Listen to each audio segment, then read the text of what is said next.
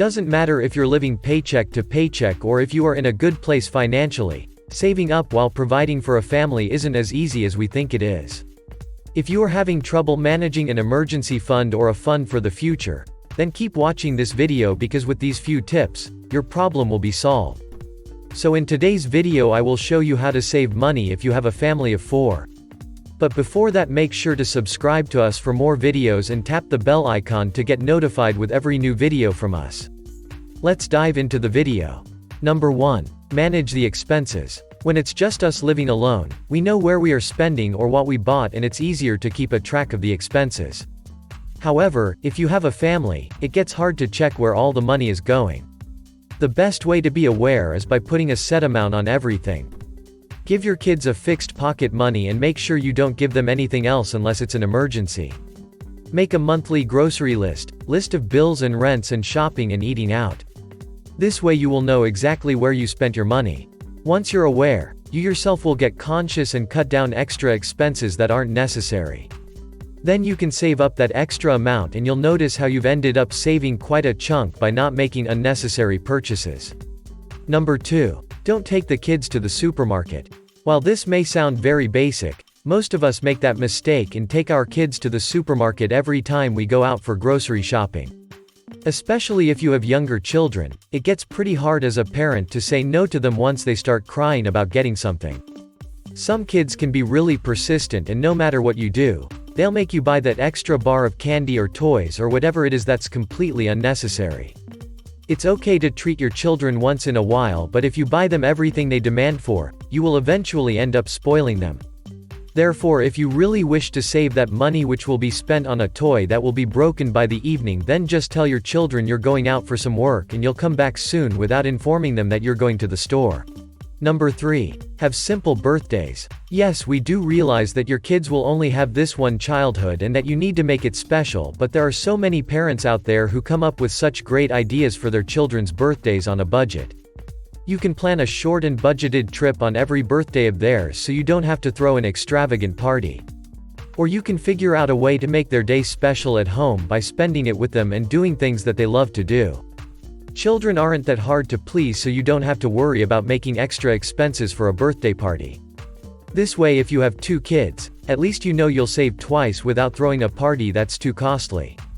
Number 4. Make meals at home. It's annoying when you go out and the kids don't eat what they ordered and then you have to get everything packed, but the next day it's all stale. Eating out is costly and you can easily make 2 meals from the amount that you pay in a restaurant for 1 meal. Everyone who has an insight to the eating chain business knows that it's not worth eating out. You can teach your children how to cook and make them value the healthy food we eat at home, which would build a habit of never eating out. This will save you a lot of money and you can eventually add that to your savings account at the end of the month, or you can spend it on something that's actually worth it. Number 5. Get insured. Yes, that might sound like a scheme where you have to pay, but if you look at it, getting insured is way better than saving thousands in case of emergencies.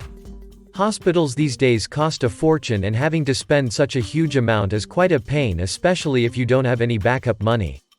Because in such situations you will end up spending everything in your account, and that's only going to add to the tension. So get your kids and wife and the house and everything else insured to make sure your emergency savings are actually for times that are hard on you and your family financially. Like a lockdown, for example. Number 6. Get gifts from sales. Another clever way to save is by getting holiday and birthday gifts from sales. Even though the holiday season might be months away, if you pass through a really good sale and come across gifts that are worth the price, then get it and save it for when the season arrives. It is likely that getting gifts at the last minute will cost you more, and just because you lack time, you will end up getting the costly thing. And since none of us really want to say a no to the kids and the spouses on special occasions, it's just better to be prepared beforehand when you have the cash on you. You will also realize during the holiday season how you won't have to spend on gifts anymore, and that amount can be saved up for a trip or just in your savings account. Number 7. Teach your kids about the 30-day scheme. For kids, life is based on impulsiveness, and that's because they don't overthink stuff. They will want something that simply looks colorful or has their favorite cartoon on it. They aren't looking at the use of the object or the cost of it. Which is exactly why you need to teach your kids the 30-day rule as early in their life as you can. And if it is not 30, then you can at least bring it down to a 7. Tell them that if they really want something, they will have to wait for 30 or 7 days and then you will get it for them. It is very likely that they will forget about it in 2 days. That's where you will end up saving that money. And your kids will eventually grow up to understand the importance of things. This is a great parenting technique and also an amazing way to save money cleverly. Number 8. Sell unnecessary things. Many times while the kids are growing up, we purchase toys, clothes and many other things that they might no longer use and grow out of.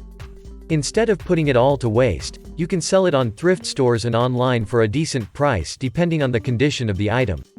You can also sell things that you and your spouse no longer use.